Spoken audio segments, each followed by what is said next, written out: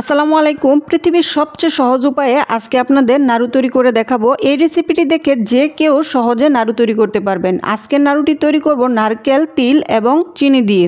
যে ব্যক্তি জীবনেও নাড়ু তৈরি করেনি সেও এই রেসিপিটি দেখে একদম পারফেক্টলিভাবে নাড়ু তৈরি করতে পারবে। প্রথমে আমরা হাফ কেজি পরিমাণ চিনিকে মেল্ট করে ক্যারামেল তৈরি করে নিলাম যাতে করে গ্রান আসে। তারপর এখানে 2টা কোরানো নারকেল দিয়ে দিচ্ছি। আর এখন এই ক্যারামেলের মধ্যে খুব সুন্দরভাবে নারকেলগুলো আমরা ভেজে নিচ্ছি। আর ভেজে নেওয়ার কারণ হচ্ছে আপনি যত সুন্দরভাবে এগুলোকে ভেজে নেবেন তত সুন্দর একটা স্মেল পাবেন এর মধ্যে। নাড়ু যখন আপনি খাবেন তখন দেখবেন যে দারুণ একটা স্বাদ উপভোগ করতেছেন। আর যদি এটা কাঁচা কাঁচা থাকে তাহলে অনেকগুলো সমস্যা হয়। সেটা হচ্ছে আপনার খেতে ভালো লাগবে না, আরেকটি হচ্ছে অনেক দিন আপনি সংরক্ষণ করতে পারবেন না। নারকেলটা যত সুন্দরভাবে ভেজে আপনি শুকনো শুকনো করে নেবেন তত সুন্দর দেখা যাবে।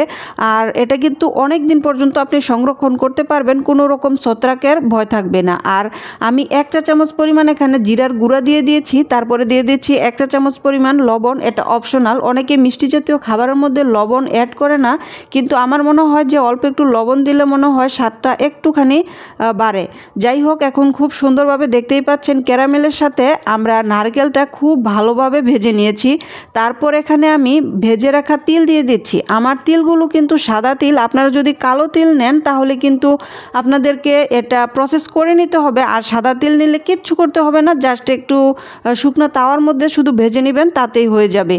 ভেজে রাখা তিলগুলো আমি অল্প অল্প করে দিচ্ছি আর নেড়েচেড়ে মিক্স করে নিচ্ছি। আর চুলার আঁচটা কিন্তু এই পর্যায়ে আপনাকে একদম কমিয়ে রাখতে হবে। আপনি যদি চুলার আঁচটা বাড়িয়ে দেন তাহলে কিন্তু নারকেল পুড়ে যাবে, আর আপনার এই উপাদানগুলো পুড়ে গেলে কিন্তু নাড়ু খেতে একদমই বাজে লাগবে, তেতো হয়ে যাবে। তাই চুলার আঁচটা কমিয়ে তারপর অল্প অল্প করে তিল দিবেন আর খুব ভালোভাবে নাড়াচাড়া করবেন।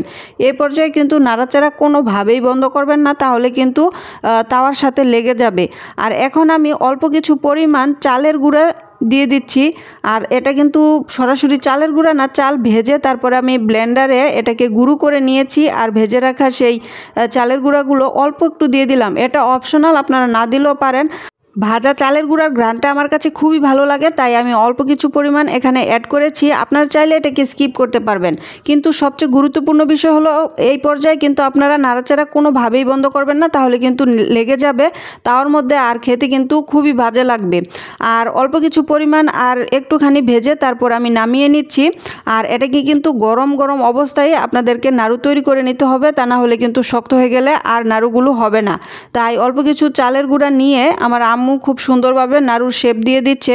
আপনারা আপনাদের পছন্দ মতো ছোট বড় করে শেপ দিয়ে নিতে পারেন, কিন্তু লক্ষ্য রাখতে হবে যাতে একবারে ঠান্ডা হয়ে না যায়। ঠান্ডা হয়ে গেলে কিন্তু খুব সুন্দর হয় না। আমি গরমের কারণে ধরতেই পাচ্ছি না, তাই আম্মুই নাড়ুগুলো তৈরি করছে।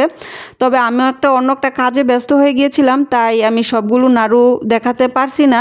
আম্মু কন্টেনারে রেখে দিয়েছিল, সেখান থেকে নিয়েই আমি আপনাদের দেখিয়ে দিচ্ছি কতটা সুন্দর হয়েছে। এতটা মজাদার হবে আসলে আমি বানানোর আগেও বুঝতে পারিনি। আসলে আপনারা বাসায় ট্রাই করে দেখতে পারেন। এই রেসিপিতে কতটা ভালো হয়েছে অবশ্যই কমেন্টে জানাবেন। আর যদি ভালো লেগে থাকে তাহলে লাইক, কমেন্ট, শেয়ার দিয়ে আমার চ্যানেলের সঙ্গেই থাকবেন। ধন্যবাদ। আসসালামু আলাইকুম।